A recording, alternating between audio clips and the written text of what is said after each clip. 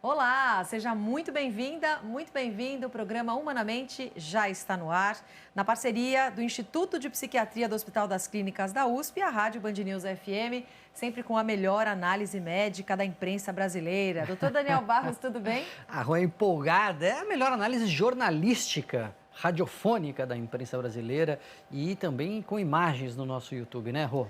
Direto da nossa sala digital. E olha, segundo a Organização Mundial da Saúde, o mundo tem 5% de sua população adulta com algum grau de depressão. E os antidepressivos no mercado não surtem efeito em uma em cada 3 delas. Justamente por isso, existe a necessidade de pesquisas e investimentos em outras possibilidades de tratamento. Uma planta nativa do semiárido brasileiro, conhecida como jurema preta, tem sido estudada pelo seu potencial terapêutico, especialmente no tratamento de depressão. E nós recebemos hoje, aqui no programa Humanamente, o jornalista Marcelo Leite, que há anos estuda e acompanha o cenário de uso de psicodélicos no Brasil e no mundo. Está com a gente no programa de hoje, também para falar sobre o mais novo livro dele, A Ciência Encantada de Jurema. Marcelo, que honra, hein? Seja muito bem-vindo aqui Humanamente. Roberta, muito obrigado. Eu que agradeço o convite seu e do Daniel para estar conversando sobre esse assunto que está me ocupando aí já há uns 3, 4 anos. Muito bom, eu estou aqui com o livro, para quem está acompanhando com as imagens no YouTube, eu estou aqui com o livro lançado pela editora Fósforo, um trabalho assim, muitíssimo interessante, um trabalho de fôlego, porque fala de uma área que o Marcelo tem estudado há muito tempo, já há bastante tempo, já tem outros livros, né, sobre o assunto, que são os psicodélicos e o uso para tratar a depressão, mas ele vai além, porque descortina um Brasil sobre o qual se fala muito pouco. Os indígenas do Nordeste, eu achei, só isso já valia o livro, assim, é um tema que se fala super pouco. Eu estava vendo, inclusive, um reality show recentemente com os meus filhos, e aí apareceu uma mulher indígena, ela falando, eu como mulher, como indígena, nordestina, e meu filho, mas indígena nordestina? Como a gente não vê essa população, né? Então, o Marcelo, no livro A Ciência Encantada da Jurema, fala dessa raiz, que é a Jurema Preta, a gente vai conversar sobre isso, mas fala desse Brasil, fala da geografia, fala da antropologia, um trabalho de fôlego que imagino que fez a camisa suar, hein, Marcelo? Conta para nós um pouco da gênese aí, do surgimento da ideia de fazer esse livro. Foi um pouco suado, mas no bom sentido da palavra, né? Eu descobri esse tema justamente porque vinha escrevendo já há alguns anos sobre pesquisa científica e clínica com psicodélicos como alternativa de tratamentos para alguns transtornos mentais, como a depressão e o transtorno de estresse pós-traumático. Nesse processo, conheci o Draulio de Araújo, do Instituto do Cérebro da UFRN, né, da Federal do Rio Grande do Norte, e ele, em certa altura, ali por volta do Natal de 2021, me falou que estava começando a trabalhar com a DMT, a dimetiltriptamina, da jurema preta, essa planta da caatinga do Nordeste, uma planta muito resistente, e já me deu algumas dicas como essa de que era muito usada ritualmente, cerimonialmente, por povos indígenas do Nordeste. E, e aí eu, enfim, continuei me aprofundando antes de fazer essas visitas ao Nordeste, li muito sobre a história da Jurema e dos povos indígenas que usam a Jurema, o chamado vinho da Jurema, e descobri essa coisa riquíssima, né? Como você disse mesmo, são populações originárias do Nordeste, do sertão nordestino, que estão muito esquecidas, invisibilizadas, como se diz hoje em dia, para o restante do país. Comecei a puxar o fio da meada e ainda estou puxando até hoje. Não, Sim, pode ir, Rô, vai lá. E nessas buscas, Marcelo, com que você conversou para entender mais sobre a história da Jurema? O que você descobriu também que chamou muito a sua atenção, até chegar na explicação que também a gente precisa dar para os nossos ouvintes nos estudos que têm sido feito por causa do DMT, né? Está sendo pesquisado, inclusive, como potencial tratamento para depressão. É porque, só para complementar aqui, Marcelo, você entrou na história pela pesquisa clínica, né? Quer dizer, não é que você estava estudando a Jurema Preta, estudando essas populações, e aí fala, mas eles também usam. Não, você estava estudando o uso dessas substâncias e chegou a essa população, né? Como é que foi esse encontro por duas vias? Não, sem dúvida. Eu, como uma pessoa que já tinha interesse por povos indígenas do Brasil de um modo geral, foi uma coincidência ali fortuita de descobrir essa pesquisa clínica, né, para depressão com a DMT da Jurema Preta. Só retomando a origem desse encontro, né? O Draulio de Araújo e a sua equipe lá no Instituto do Cérebro já tinham trabalhado com a ayahuasca para tratamento de depressão. Fizeram um estudo clínico que teve muita repercussão, com 20 e tantos pacientes. Eu escrevi muito sobre isso, inclusive no primeiro livro, Psiconautas, dando conta desse trabalho deles. Aí eles evoluíram para esse outro estudo com a DMT agora da Jurema Preta e não mais a DMT da Ayahuasca, por conta da facilidade de aplicação, digamos assim, numa modalidade que seria a inalação, para abreviar a experiência psicodélica deslanchada pela DMT, como uma maneira de, possivelmente, se um dia aprovado como medicamento, ser mais aplicável no contexto clínico, né? Em vez de 4, 5, 6 horas de viagem ou na força da ayahuasca, você pensa em algo, ali 10, 15 minutos de efeito pela inalação, e justamente verificando o efeito antidepressivo disso, como eles, de fato, há poucas semanas publicaram um artigo científico mostrando isso. Que mesmo após 3 meses, após uma única inalação, ou melhor dizendo, 2 inalações no mesmo dia, as pessoas continuam, a maior parte delas, melhores do que melhores da depressão, né? Do que antes de iniciar esse tratamento experimental. E foi feliz descobrir que tinha essa rica história bem brasileira de populações indígenas muito perseguidas, inclusive pelo uso do vinho da Jurema, e o seu encontro com povos de origem africana também gerando essa religiosidade que hoje se chama de Jurema Sagrada, mas que no passado era conhecida como Catimbó, que é uma religião muito sincrética, muito miscigenada, tem influências europeias, da magia ibérica, tem influências até do kardecismo, mas antes disso, na sua raiz, de práticas indígenas e africanas. É muito curioso que a gente, no Sudeste e no restante do país, conheça tão pouco dessa religião. A gente conhece, pelo menos já ouvi falar, Umbanda, Candomblé, religiões do Santo Daime, né?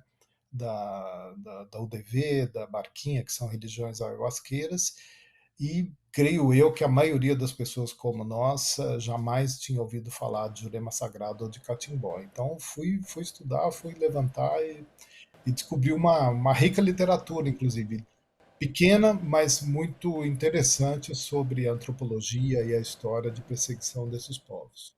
Exato, o livro ele é riquíssimo, assim, ele é interessantíssimo nesse ponto. Ele traz toda a discussão do uso da substância, do uso como antidepressivo, a gente vai se aprofundar nisso, mas ele aprofunda também nesse outro aspecto que é interessante, porque o catimbó, a Jurema Sagrada, é a cara do Brasil, né, Marcelo?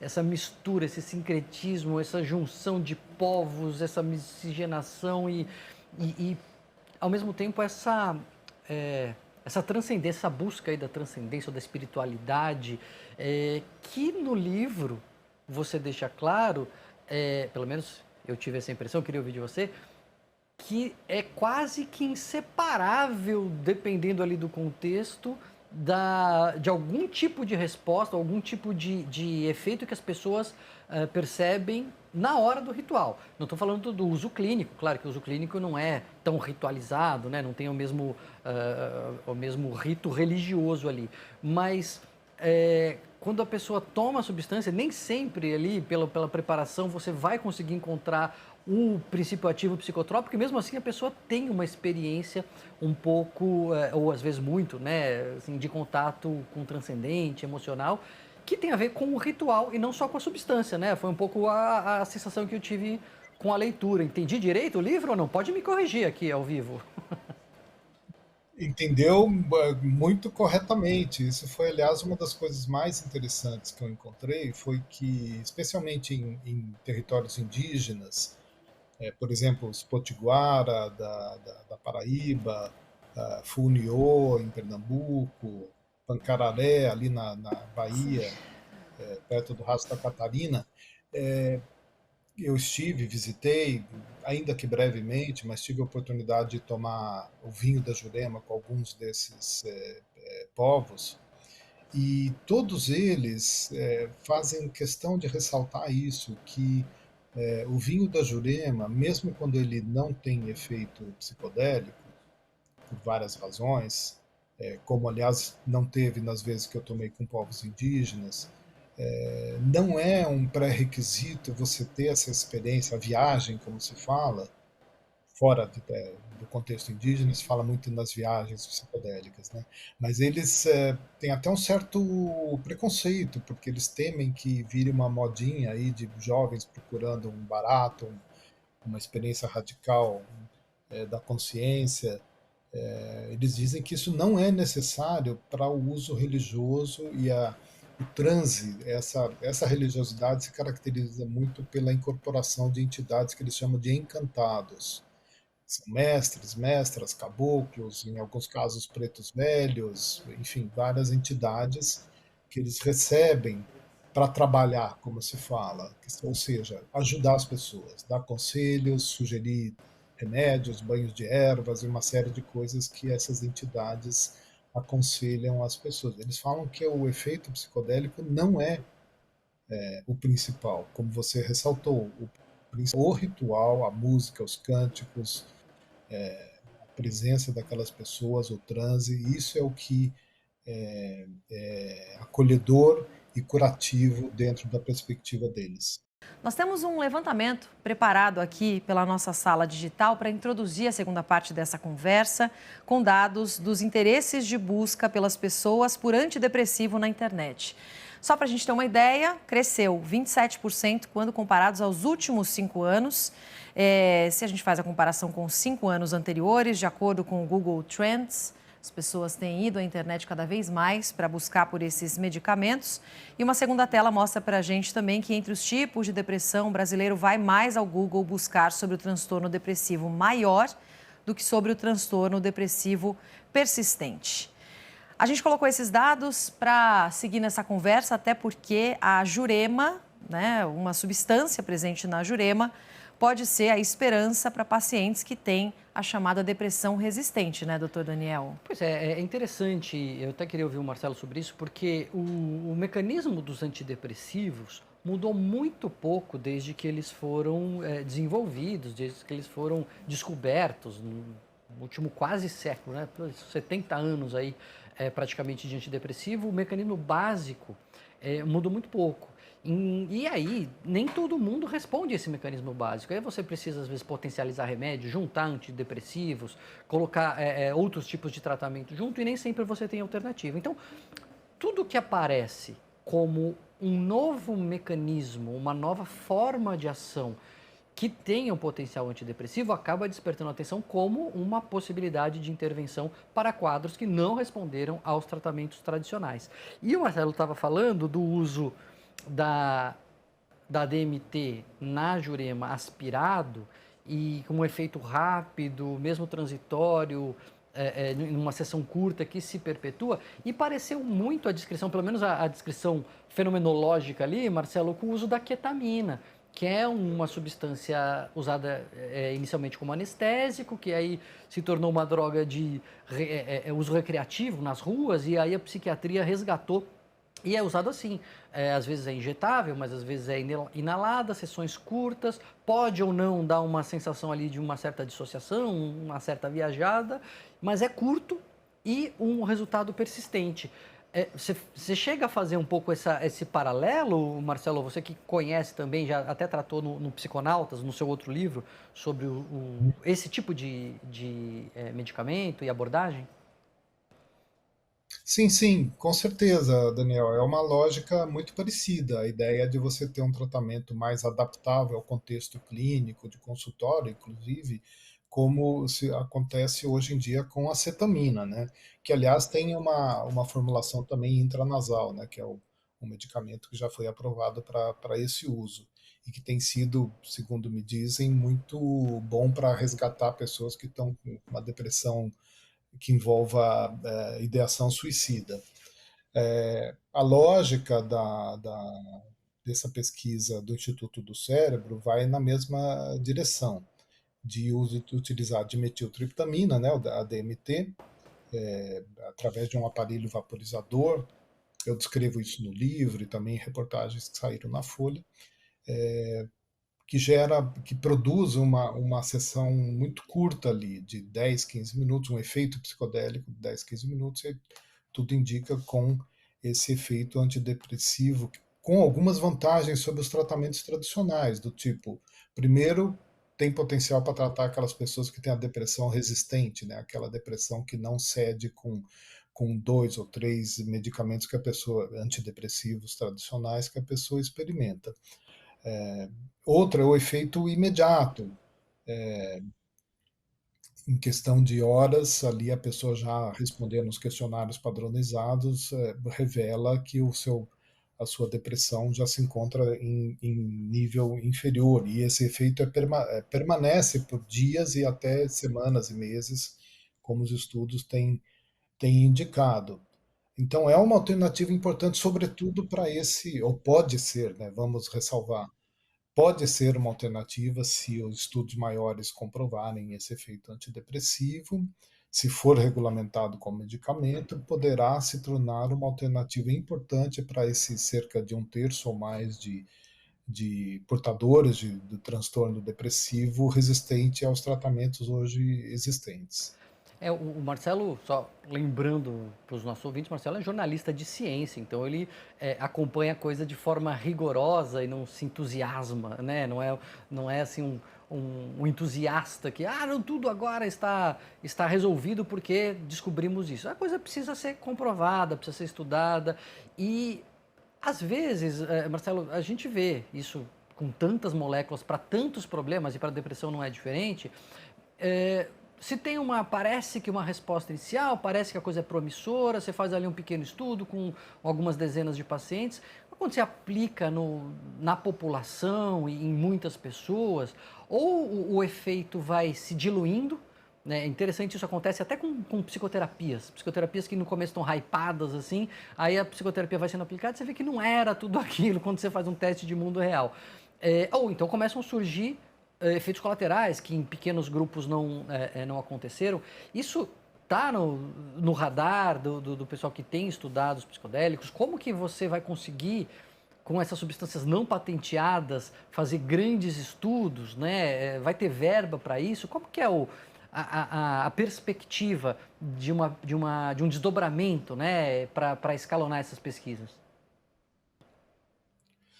Não, com certeza, está no radar deles, sim. É por isso que se fazem esses estudos de fase 2 e agora alguns já começando com fase 3, para testar em grupos cada vez maiores de pessoas e grupos mais diversos de pessoas, porque para que você tenha alguma confiança estatística de que aquele efeito não é um artefato ali daquele grupo pequeno, das expectativas envolvidas e tal.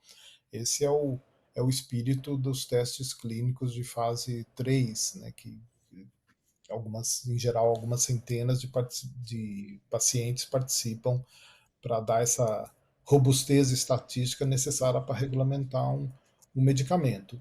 Existem, no caso da psilocibina, que é o fármaco originalmente extraído de cogumelos, dos chamados cogumelos mágicos, mas hoje em dia tem versão sintética também. É, há estudos de fase 3 em andamento, se espera para daqui a alguns anos, talvez 2, 3 anos, a publicação de resultados e a eventual regulamentação desse medicamento também para a depressão, como no caso da dimetiltriptamina. A DMT, por exemplo, em estudo pelo grupo lá da UFRN, se encontra ainda em estudos de fase 2, né? Como o deles, que foi um estudo de fase 2, e há planos desse mesmo grupo de fazer estudo de fase 3, mas isso é uma coisa que demanda muito dinheiro, muito tempo e investimento que ainda não está disponível. Então, no Brasil, pelo menos, não há perspectiva de curto prazo para mais estudos com a dimetiltriptamina para a depressão. Nos Estados Unidos, houve um grande estudo de fase 3 com o MDMA, que é o êxtase, né, a base do êxtase, para transtorno de estresse pós-traumático. Uhum. Infelizmente, ou talvez como é parte do jogo, foi rejeitada o pedido de regulamentação feito à FDA, né, a Anvisa dos Estados Unidos, para esse tratamento psicoterápico apoiado por MDMA para estresse pós-traumático. Em agosto do ano passado, a FDA não aceitou o pedido da empresa Lykos e ela terá que realizar novos estudos, que pode demorar alguns anos ainda, então, para que isso venha a ser aprovado. Existe grande esperança entre os veteranos de guerra dos Estados Unidos Sim. para esse novo tratamento, porque eles também têm esse problema de que tem muito pouco resultado com o que está disponível hoje. Eu acho importante a gente dar um passo atrás, explicar para o nosso ouvinte, até porque ainda existe bastante preconceito sobre essas pesquisas envolvendo psicodélicos, Marcelo sabe muito bem disso, os efeitos que as pesquisas vêm mostrando e por que há essa expectativa em relação ao que está sendo estudado. Eu achei bem interessante num filme que o Marcelo Leite participou recentemente, num documentário que eu vi há pouco tempo, Criaturas da Mente, que mergulha na pesquisa do neurocientista Siddhartha Ribeiro. Começa investigando sonhos, né, Marcelo? Mas aí entra também na questão das experiências e dos estudos psicodélicos. O Marcelo aparece no documentário e há uma explicação que eu achei bem clara do uso dessas substâncias, como elas agem no cérebro, para que a gente entenda a relação, inclusive, com a depressão. Vocês explicam no filme que as substâncias ajudam a aumentar a flexibilidade cognitiva. Isso é parecido com alguma substância que a gente usa, que já é estudada e tem uso permitido atualmente, Marcelo? Como que você explicaria para as pessoas de forma didática o funcionamento dessas substâncias psicodélicas? Olha, o mecanismo envolvido, que se acredita ser talvez a origem do efeito terapêutico, é a chamada neuroplasticidade. O fato de que essas substâncias, como psilocibina, dimetiltriptamina, LSD, desencadeiam ou podem desencadear a formação de novas conexões cerebrais. Daí o termo neuroplasticidade. E esse seria um dos mecanismos que se acredita que permite que as pessoas que sofrem dessas condições desenvolvam novas maneiras de encarar, aceitar e processar, vamos dizer assim, aquelas ideias fixas, os pensamentos recorrentes, os pensamentos negativos recorrentes, o que se chama de ruminação. Então, aumentando essa quantidade de conexões neurais, a flexibilidade aumentada da sua mente, vamos chamar assim, favoreceria, por exemplo, o processo psicoterapêutico. Né? Isso é bom, inclusive, ressaltar, não é uma pílula para ficar tomando todo dia que se busca nesse tipo de pesquisa, e sim um apoio da substância para o processo psicoterapêutico, com aumento de flexibilidade, aumento de empatia consigo mesmo e com os fatos da sua biografia, as pessoas de alguma maneira estariam mais propícias a encontrar novas maneiras de aceitar, enfim, aquilo que está provocando tanto sofrimento e elaborar e seguir em frente. Basicamente é isso. E tem uma sensação de um cair a ficha, assim, de ter insights, né? De ter algumas novas percepções, ideias sobre a sua própria vida, sobre a sua relação